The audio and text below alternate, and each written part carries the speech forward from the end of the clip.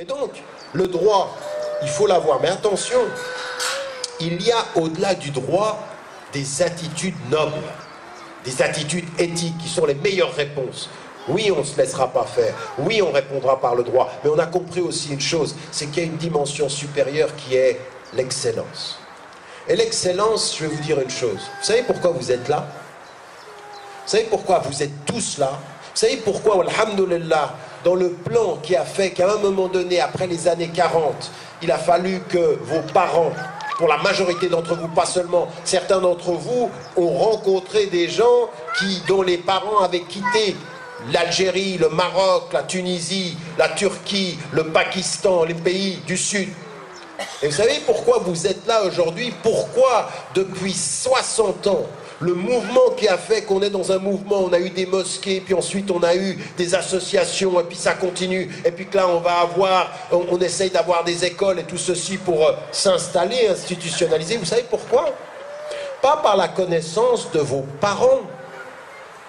Parce que les papas et les mamans qui sont venus ici, les premiers qui sont venus, les papas qui sont venus, ils n'avaient pas une connaissance extraordinaire de l'islam. Ils avaient la connaissance essentielle, la ilaha illallah, et ils savaient une chose, quand tu dis la ilaha illallah et que tu viens dans un nouveau pays, la première chose que tu fais, c'est la mosquée. Mais il y a une deuxième chose qu'ils avaient, et une chose qui vous a été donnée pour beaucoup d'entre vous, et il y en a beaucoup d'entre vous qui la perdent.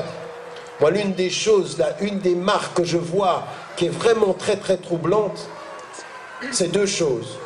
Je vois parfois une deuxième, troisième, quatrième génération de femmes et d'hommes musulmans qui ont plus de connaissances islamiques, mais qui ont perdu une chose que les parents avaient. Une chose, c'est sans les mots, sans le savoir, une générosité naturelle. Ils n'avaient pas beaucoup de savoir, mais ils avaient de l'amour en Dieu. Des fois, vous voyez des parents qui pleurent de voir leurs enfants, ce qu'ils sont en train de devenir dans la société. Ils n'avaient pas beaucoup de savoir, mais ils avaient énormément d'amour et de générosité. Ils aimaient Dieu sans avoir le savoir pour le dire. Mais c'était de l'amour. Et ils sont venus avec autre chose qui était importante. Vous voyez ça chez beaucoup de vos parents. Moi, des fois, ça m'arrive comme ça. Moi, je suis un enfant comme vous, hein. Je suis un enfant qui est né là. J'en ai beaucoup perdu de la générosité. Et je le sais, vous savez, c'est pas en vous regardant que je le sais. Parce que si je vous regarde, je dis alhamdoulilah. Non, c'est pas vous. C'est quand je regarde ma maman, hafidahullah. Quand je me souviens de mon père, rahimahullah, je me souviens de comment ils étaient. Il y en a un qui est venu vers moi et me dit, avec tout ce que tu as fait, je vais vous dire une chose, ça m'est arrivé il y a 2 semaines. 2 semaines. J'arrive avec tout ce travail de faire des voyages. Il y en a un qui me regarde, il me dit, j'ai connu ton père. Rahimahullah. Il me dit, et tu sais quoi? Il m'a regardé comme ça. Il croyait qu'il me disait quelque chose pour plaisanter. Mais c'est un missile qui m'a envoyé. Il me dit, tu sais, il était plus chaleureux que toi. Il rigolait. Ça m'a fait pleurer. Parce que c'est vrai. Parce que c'est vrai, lui, il est venu d'une culture, d'une façon d'être avec l'islam où c'était de l'amour, où on se prend dans les bras, où on se donne des choses, où on a le temps. Nous, maintenant, on est colonisé par un manque de... Vous le savez. Des fois, vous regardez votre maman, vous dites, mais comment elle fait pour donner autant? Comment elle a fait pour donner autant? Elle avait 1 enfant, 2 enfants, 4 enfants, 6 enfants, 8 enfants. Maintenant 2, ça suffit. On est rentré dans le... Et après les gens ils viennent vous dire, intégrez-vous. Mais on est intégré là. Là on a vraiment intégré. Là on a vraiment oublié ça. Non mais je plaisante pas. Essayez de comprendre ce que je suis en train de vous dire. C'est que quand le prophète, il n'est pas en train d'enseigner uniquement, il n'est pas en train d'enseigner des règles. Il est en train d'enseigner des comportements, des petites choses de la vie. Mais combien de fois, moi, je me rends compte que là, maintenant, j'étais sur Paris, je suis en train de marcher vite pour arriver ici à l'heure, je suis arrivé en retard. Il y en a un qui m'arrête, il me dit « Salam alaikum ». Il était content de me voir, j'étais pressé de partir. Et après, tu viens, tu t'assois ici, tu fais une conférence sur l'islam et tu dis « Subhanallah, le prophète, il n'était jamais le premier à enlever la main. » Jamais il enlevait la main le premier. Donc on doit, c'est bien de venir éduquer, puis après ça vous revient dessus, vous dites, tu as du chemin à faire. Avec tout ça, tu as du chemin à faire. Je vous dis ceci, pourquoi? Parce que ça, ne le perdez pas. Prenez de vos parents, prenez de vos cultures d'origine quelque chose qui va faire du bien à la France. La générosité et la chaleur. La générosité et la chaleur humaine. À savoir inviter les gens, à savoir sourire. Mais nous, on avait ça, c'est naturel. Là, maintenant, on est en train de devenir on est en train de se robotiser.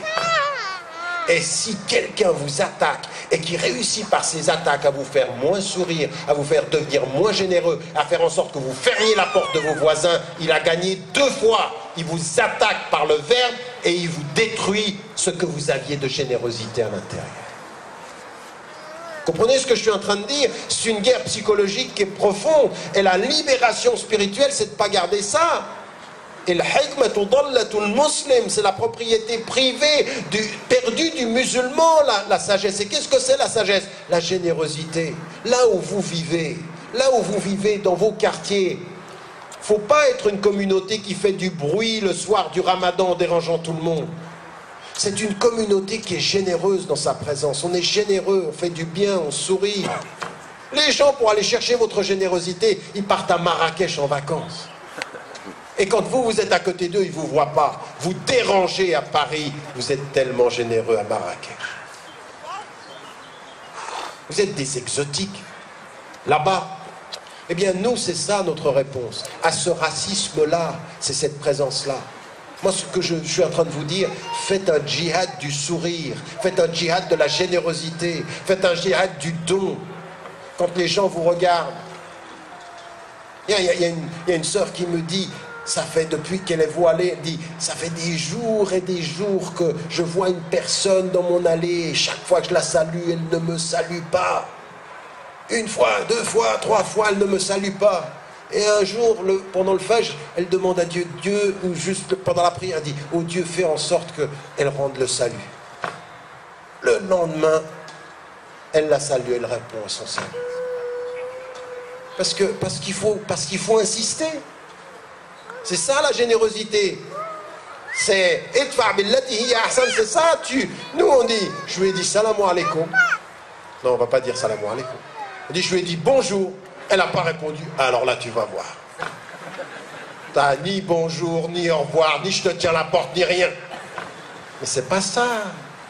Les gens s'arrêtent à l'impression, si après qu'elle n'ait pas répondu à votre bonjour, vous réagissez comme ça, vous confirmez ce pourquoi elle ne vous a pas dit bonjour. Vous voyez ce que je vous dis? Elle ne vous dit pas bonjour. Vous réagissez comme ça, elle dit, ben voilà, je sais pourquoi je ne lui ai pas dit bonjour. C'est un nerveux. Ou une nerveuse. La meilleure réponse dans nos comportements, c'est ça. Et c'est ça qui est important.